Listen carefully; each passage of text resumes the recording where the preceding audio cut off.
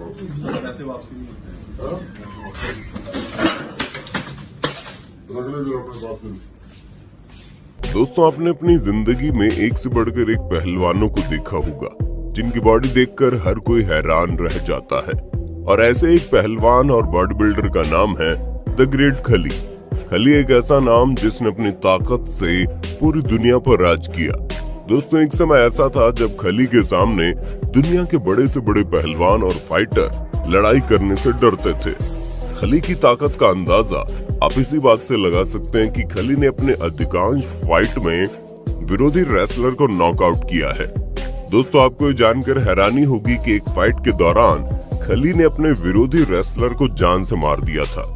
एक 6 फुट का नौजवान भी खली के सामने खड़े होकर खुद को बच्चा महसूस करता है। दोस्तों, जिस तरह क्रिकेट के मैदान में सचिन तेंदुलकर को आउट करना मुश्किल होता था, ठीक उसी तरह मैदान जंग में खली को हराना लगभग नामुमकिन हुआ करता था। खली भारत के इकलौते ऐसे पहलवान हैं जिन्होंने WWE की फाइट में वर्ल्ड चैंपियन बेल्ट हासिल किया था। दोस्तों, आज के वीडियो में हम दिलीप सिंह राणा और खली के बारे में आपको ऐसी बातें बताएंगे जिन्हें शायद ही आपने पहले कभी सुना हो, तो हमारे साथ अंत तक बने रहिए। खली एक ऐसा नाम जिसके सामने दुनिया के बड़े से बड़े पहलवान अपनी रेसलिंग की जंग हार जाते हैं। लेकिन दोस्तों, क्या आप जानते हैं खली का जन्म हिमाचल प्रदेश के एक छोटे से गांव में हुआ था। दिलीप सिंह राणा का जन्म हिमाचल प्रदेश के एक छोटे से गांव में 27 अगस्त 1972 को हुआ। इनके गांव का नाम धिराना था और इनके पिता एक पंजाबी परिवार से ताल्लुक रखते थे।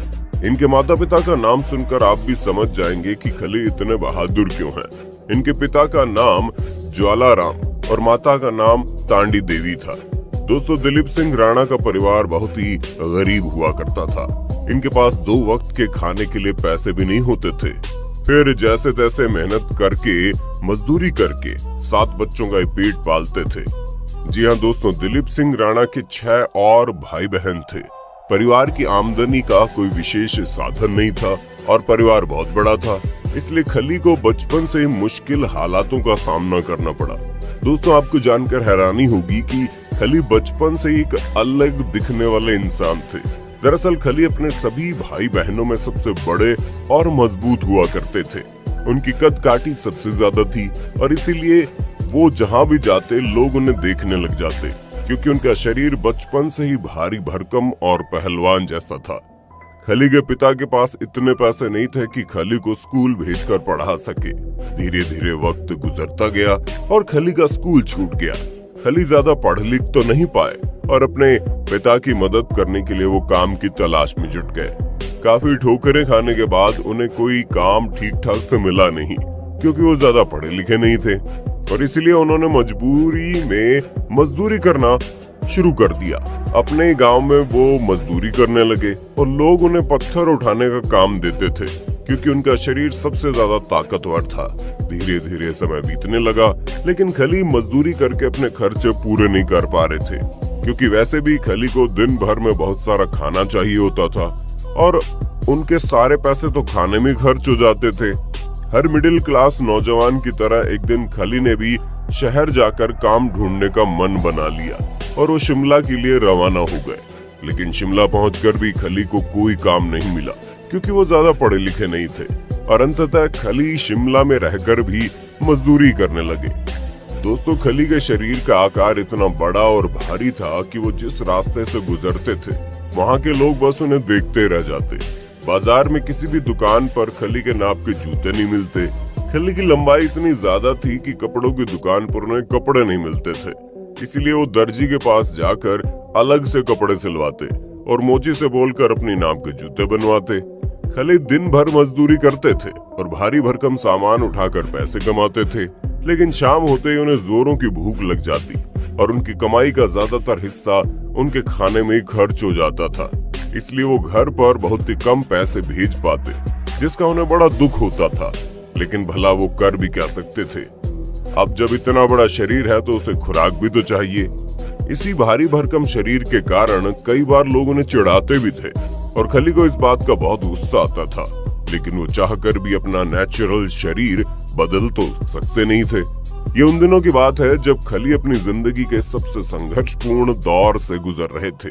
उनको कुछ समझ में नहीं आ रहा था कि वो अपनी जिंदगी में क्या करेंगे, क्योंकि हमारे समाज में कहा जाता है कि जो पढ़ा लिखा नहीं है वो केवल खेती और मेहनत मजदूरी ही कर सकता है। लेकिन खली के सपने बहुत बड़े थे। वो लंबी रेस के घोड़े थे, लेकिन हालात से मजबूर होकर खली ने सिक्योरिटी गार्ड की नौकरी ज्वाइन कर ली, क्योंकि सिक्योरिटी गार्ड के लिए उनका शरीर बिल्कुल परफेक्ट था। धीरे धीरे समय गुजरता गया और कई साल बीत गए और एक दिन खली की किस्मत ने उनकी तरफ मुड़कर देखा।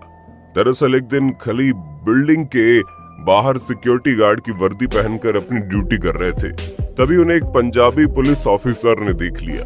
खली की लंबाई चौड़ाई देखकर पुलिस ऑफिसर कुछ देर के लिए सोच में पड़ गया और फिर उस पुलिस ऑफिसर ने खली के पास जाकर खली से बातचीत की।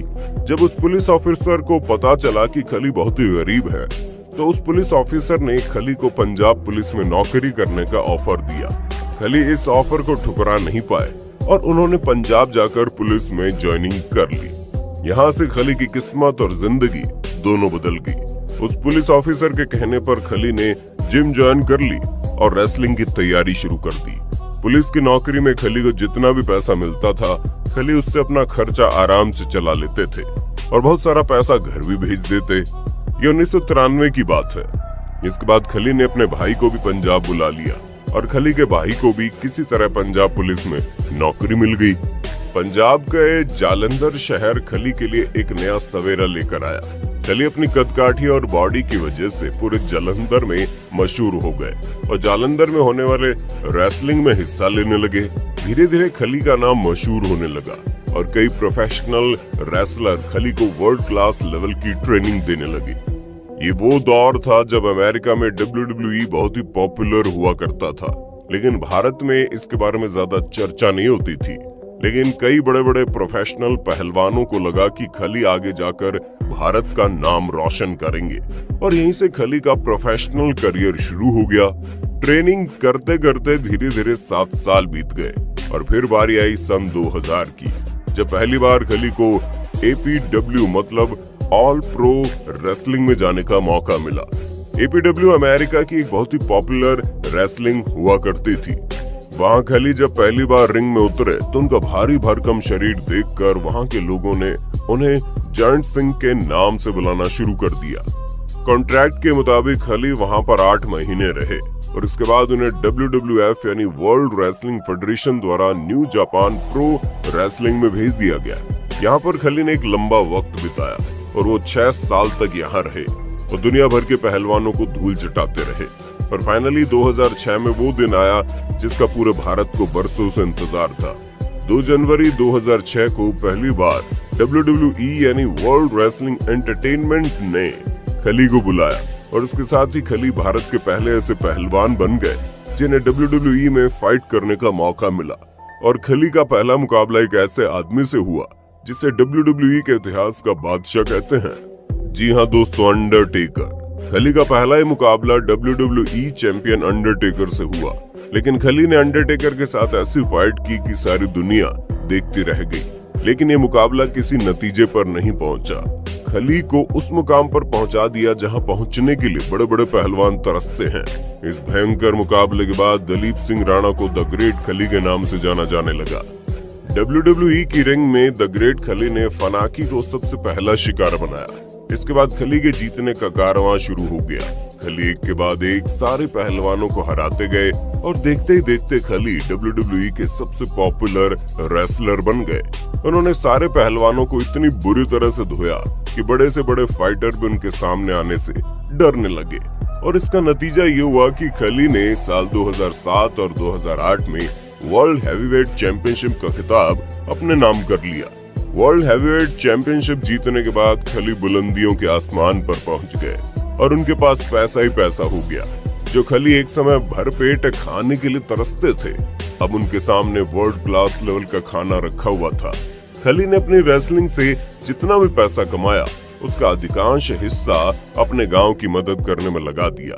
खली की पॉपुलैरिटी का अंदाजा आप इसी बात से लगा सकते हैं कि उस समय उनके पास कई हॉलीवुड और बॉलीवुड फिल्मों के ऑफर भी आने लगे।